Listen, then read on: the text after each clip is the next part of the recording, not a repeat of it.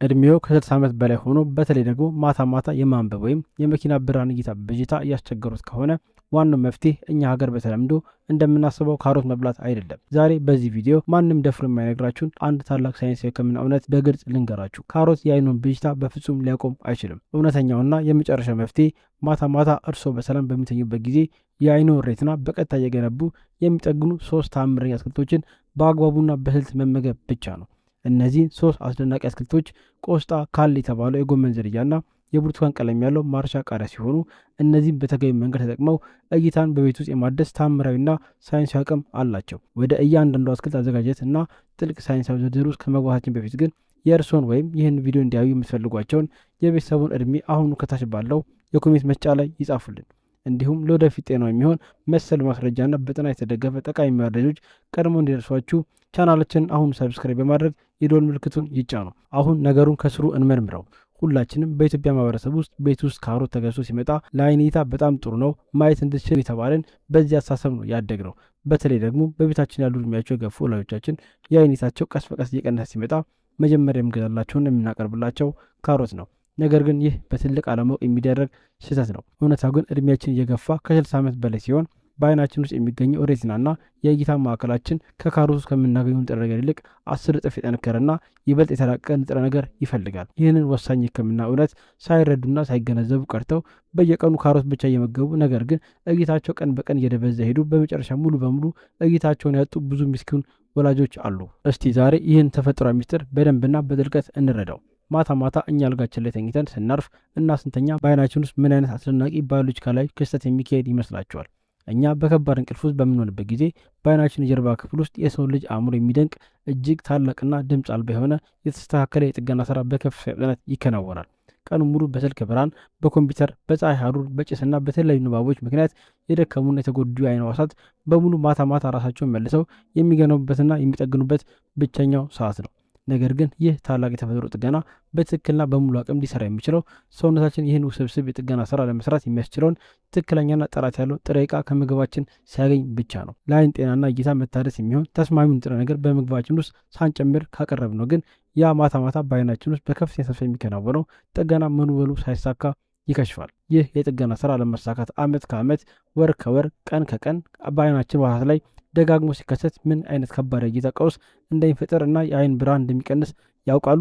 መጀመሪያ አካባቢ አንድ ቀን ጠዋት ከአልጋው ሲነሱ መጽሐፍ ቅዱስ፣ ጋዜጣ ወይም ስልክዎን ስታነቡ የነበሩት ፊደላት ቀስ በቀስ እርስ በርስ እየተደበላለቁና እየራቁ ያስቸግሮታል፣ መስመሩም ይጠፋቦታል። በመቀጠል ደግሞ ማታ ማታ በመንገድ ላይ በሚጓዙበት ወይም መኪና በሚያሽከረክሩበት ወቅት የሌሎች መኪኖች የፊት መብራት አይኖን ይጋርደዋል። መንገዱ በሙሉ በጭጋግ የተሸፈነ ይመስል እይታው ይደበዛል።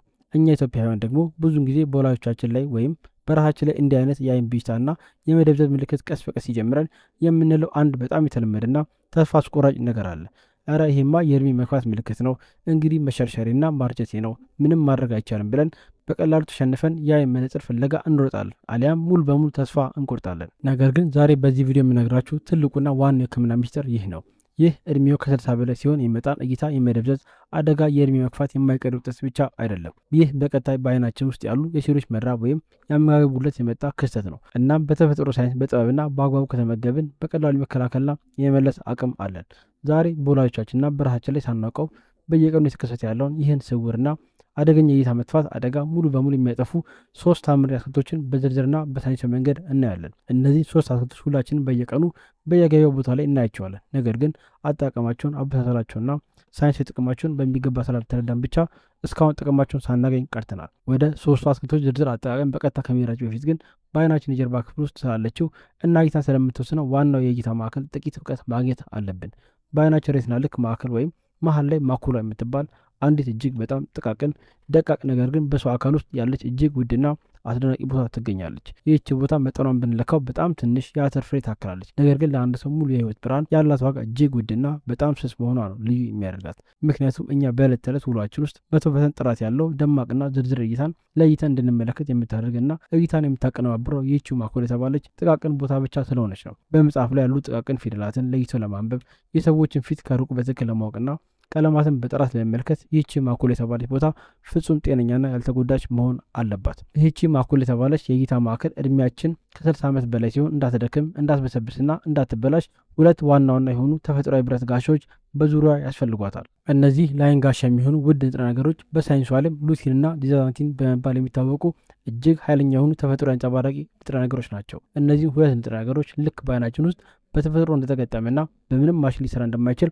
እጅግ ዘመናዊ ፀሐይ መከላከያ መነጽር ወይም ኢንተርናል ሰንግላስ አድርገው ሊያስቧቸው ይችላሉ። ከውጭ ወደ አይናችን የሚመጣውን እና የአይን ሴሎችን ሊያቃጥል የሚችለውን ጎጂ ሰማያዊ ብርሃን ሁሉ ልክ እንደ መስታወት መትተው በመመለስ ማኩል የተባላችውን ስስ ቦታ እንዳትሰበርና እንዳትደማ ይጠብቋታል። ነገር ግን መላው የሰው ልጅ ሊገነዘብ የሚገባው ትልቁና አስቸጋሪ ተፈጥሯዊ ፈተና ያለው የሰውነታችን ድንቅ መዋቅር እነዚህም ሁለት ንጥረ ነገሮች ራሱ ማምረት አይችልም። በፍጹም የሰውነታችን ጉበትም ሆነ ሌላው ክፍል አንዲትም ቅንጣት ሉቲን ወይም ዲዛዛንቲን ማምረት አይችልም።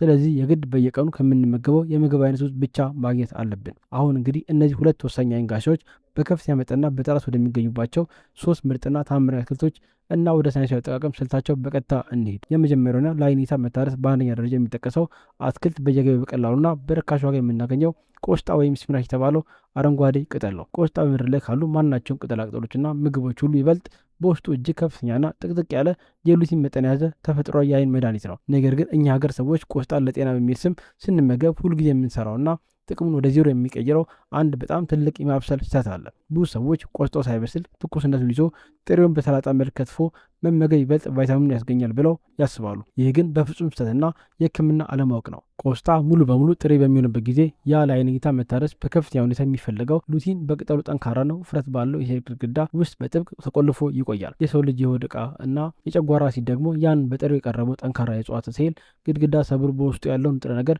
ወደ ውጭ የማውጣትና የመጠቀም አቅም የለውም። ይህ ማለት ጥሬ ቆስጣን በሰላጣ መልኩ በየቀኑ ቢመገቡት ሆዱ ሳይፈጨው ስለሚወጣ ለአይኑ የሚሆን ምንም አይነት ጠብታ ጥቅምን አያገኙም ማለት ነው። ታዲያ ለአይን እይታ እንዲጠቅመን ምን ማድረግ አለብን ከተባለ ቆስጣውን በጣም ሳናበስለው በትንሹ በእንፋሎት ብቻ ማብሰል አለብን። በጣም ሳይበስል ሳይኮማተርና ተፈጥሯዊ ደማቅ አረንጓዴው ቀለሙ ሳይጠፋ በትንሹ በእንፋሎት ሲበስል የቅጠሉ ግድግዳዎች ይሰባበራሉ።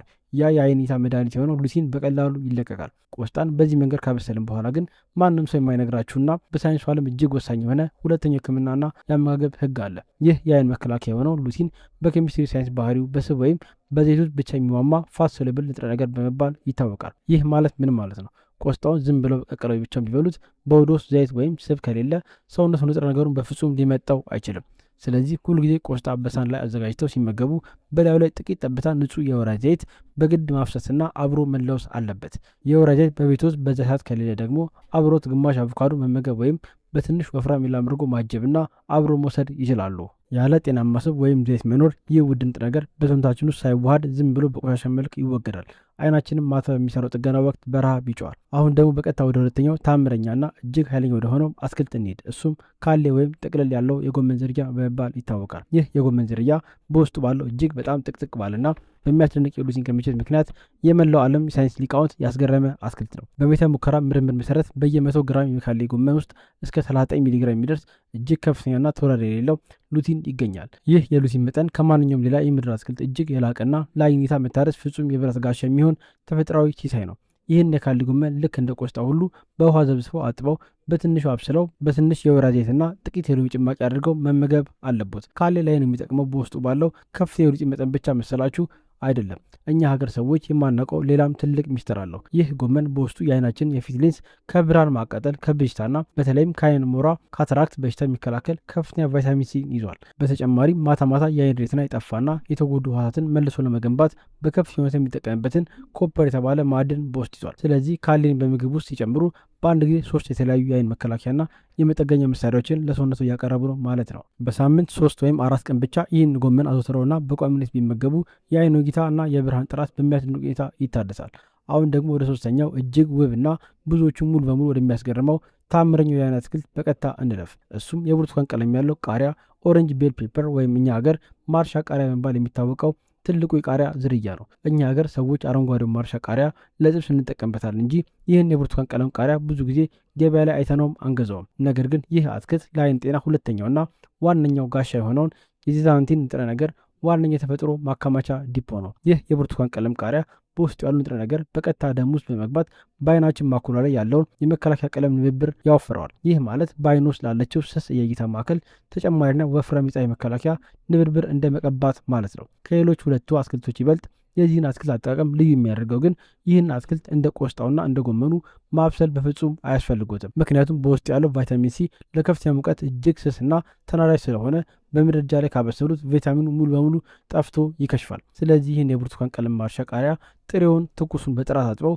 ከትፈው በዕለታዊ ሰላጣ መልክ መመገብ ፍጹም ተመራጭ ነው። ይህ አትክልት በውስጡ ከራሱ ከምንመገበው የብርቱካን ፍሬ በብዙ እጥፍ የበለጠ ንጹህ ቫይታሚን ሲን ይዟል። ይህ ደግሞ ለአይኒታ መታደስ ተአምር ነው። ጥሬውን ከትፎ በሚጎበት ጊዜ ግን በውስጥ ያለው ጂዛንቲን እንዲሟሟ እንደተለመደው ጥቂት የወይራ ዘይት ወይም አቮካዶ ማጀቡን በፍጹም እንዳይረሱ። እስካሁን ድረስ ያየናቸው ሶስቱ ተአምረኛ አትክልቶች በትንሹ የበሰለ ቆስጣ፣ የካሌ ጎመንና ጥሬው የሚበላው የብርቱካን ቀለም ማርሻ ቃሪያ ናቸው። አሁን ደግሞ በሀገራችን በሚሊዮን የሚቆጠሩ አባቶችና እናቶች በጥሩ ሁኔታ እየተመገቡ ግን እይታቸውን የሚያጡበት ሁለት ገዳይ ስህተቶችን ልንገራችሁ። የመጀመሪያውና በሀገራችን በብዛት የሚሰራው ስህተት እነዚህን አረንጓዴ አትክልቶች ያለምንም ጤናማ ስብ ወይም ያለ ዘይት መመገብ ነው። በሀገራችን ብዙ ሰዎች እድሜያቸው ሲገፋ የቅባት እህል ወይም ዘይት ለአካልና ለልብ በሽታ ጎጂ ነው በሚል የተሳሳተ ፍርሃት ሙሉ በሙሉ ያቆማሉ። ነገር ግን ያለ ጤናማ ስብ ወይም ያለ ጥቂት ዘይት የአይን ሕዋሳት እነዚህን ቪታሚኖች በምንም አይነት ታምር መምጠጥና መጠቀም አይችሉም። ስለዚህ ጥቂት ጠብታ የወይራ ዘይት ወይም አቮካዶ ከምግብ ጋር መገኘት አለበት። ስብ ከሌለ የዚህ ሁሉ አትክልት ጥቅም በሰውነቱ ዜሮ ነው የሚሆነው። ሁለተኛው ትልቅ ስህተት ደግሞ እነዚህ ለአይን ጠቃሚ የሆኑ አትክልቶች አልፎ አልፎ ወይም በዓመት አንዴ መመገብ እና ውጤት መጠበቅ ነው። አንዳንድ ሰዎች ዛሬ አንድ ቀን ቆስጣ ወይም ጎመን በልተው ነገ ጠዋት የአይን ብዥታ ሙሉ በሙሉ እንዲጠፋ ይፈልጋሉ። ይህ ግን ተፈጥሯዊ አካሄድ አይደለም። የአይን እይታ ቀስ በቀስ መጥፋት እና የአይናችን ማኩላ ሕዋሳት መጎዳት በአንድ ቀን ወይም በአንድ ሳምንት ውስጥ የሚመጣ ቀውስ አይደለም። ይህ በሽታ በ10 ዓመታት ረጅም የህይወት ጉዞ ሂደት ውስጥ ቀስ በቀስ በሴሎች መራብና በጉዳት የሚገነባ የስውር በሽታ አይነት ነው። ስለዚህ የአይኑ መከላከያ ጋሻና የሴሎች መታደስ ስራ በሂደት በየቀኑ በጥራትና በጥናት መገንባት ያለበት ተፈጥሯዊ ሂደት ነው። በሳምንት ውስጥ ጥቂት ቀናት በትንሽ መጠን ግን ሳይሰለቹ ዘወትርና በቋሚነት መመገብ የአይኑ እውነተኛና ብቸኛው ዘላቂ መድኃኒት ነው። ወላጆቻችንና ራሳችንን ከእድሜ መግፋት የእይታ መጋረድ ሙሉ በሙሉ የምንጠብቀው በዚህ ቋሚና ጥራት ባለው የአመጋገብ ልማድ ብቻ ነው። ነገሩን ጠቅልላ አድርገን ስናየው ማታ ማታ አይናችንኛ ስንተኛ ራሱን ለመጠገን ሉቲን፣ ዛንቴንና ቫይታሚን ሲና ኮፐር ይፈልጋል። የመጀመሪያው አትክልት ቆስጣ ከፍተኛ የሆነ የሉቲን ክምችት ይሰጠናል። እሱም በትንሽ አብስለን የወይራ ዘይት ወይም አቮካዶ አጅበን እንመገባለን። ሁለተኛው አትክልት ካሌ ጎመን ደግሞ ለአይን ሌንስ የሚሆን ቫይታሚን ሲና ሴል ጠጋኝ ኮፐርን በአንድ ላይ አጣምሮ የሚሰጥ ድንቅ አትክልት ነው። ሶስተኛው ደግሞ የብርቱካን ቀለም ቃሪያ ሲሆን እሱም ዛንቴንና ከብርቱካን ፍሬ በሶስት እጥፍ የሚበልጥ ከፍተኛ ቫይታሚን ሲ በጥሬው ይሰጠናል። እነዚህ ሶስቱን ተአምረኛ አትክልቶች ገዝቶ ለመጠቀም የትኛውንም ያህል የልዩ ባለሙያ ሐኪም ማዘዣ ወይም ወረቀት በፍጹም አያስፈልጎትም። በአሁን ጊዜ በገበያችን ውስጥ እጅግ በጣም ውድ የማይባሉና በየአካባቢያችን በሚገኙ በማንኛውም የሮብና የአርብ ገበያ በቀላሉ የምታገኟቸው ናቸው። አይኖቹ ጠዋት እንቅልፎ ከተነሱ ጀምሮ እስከ ማታ እንቅልፉ ድረስ በእያንዳንዱ ሰከንድ ያለ ረፍትና በታማኝነት ያገለግሎታል። ታዲያ ዛሬ ማታ እርሶ በሚተኙበት ወቅት ራሳቸውን የሚጠግኑበትን እና እይታቸውን የሚያድሱበትን ተፈጥሯዊ ምግብ ለምን በራቶ ላይ አይሰጧቸውም? አሁን ደግሞ የወሳኙ ጥያቄና የእናንተ ተራ ነው። ከእነዚህ ዛሬ በቪዲዮችሁ ከተነጋገርንባቸው ሶስት አትክልቶች በቤት ውስጥ አሁን ያለው የትኛው ነው? ቆስጣ፣ የካሌ ጎመን ወይስ የብርቱካን ቀለም ማርሻ ቃሪያ? የትኛውንስ ነው ከዛሬ ጀምሮ በራት ማዕዶ ላይ ለመጨመር የወሰኑት? እባካችሁ የእርሱን ጠቃሚ ሀሳብና እድሜያችሁን አሁኑ ከታች ባለው የኮሜንት መስጫው ላይ አጋሩ። እያንዳንዱ አስተያየት አነበዋለሁ። ለእናት ለአባቶቻችሁ፣ ለቤተሰቦቻችሁና ለምትወዱት ሰው እይታ መታደስ ስትሉ ይህን ጠቃሚ ቪዲዮ ላይክና ሌሎች ሼር ማድረጋችሁን እንዳትረሱ። ለተጨማሪ በሳይንስ ማስረጃና በሕክምና ምርምር የተደገፉ የጤና ሚስጥሮች እንዲደርሳችሁ ቻናላችንን ሰብስክራይብ ያድርጉ። የእናንተ ሙሉ በሙሉ ጤናማ መሆንና በደስታ መኖር ለእኛ ለቻናላችን ዝግጅት ክፍል ትልቁ ሽክራችንና የዘውትር ደስታችን ነው። ሁልጊዜ ጤናችሁን በጥበብ ጠብቁ፣ ምክንያቱም ሙሉ ጤነኛ መሆን በእውነት ይገባቸዋል። በሚቀጥለው ቪዲዮ እስክንገናኝ ድረስ ሰላምና ጤና ይሁንላችሁ። ደህና ሰንብቱ።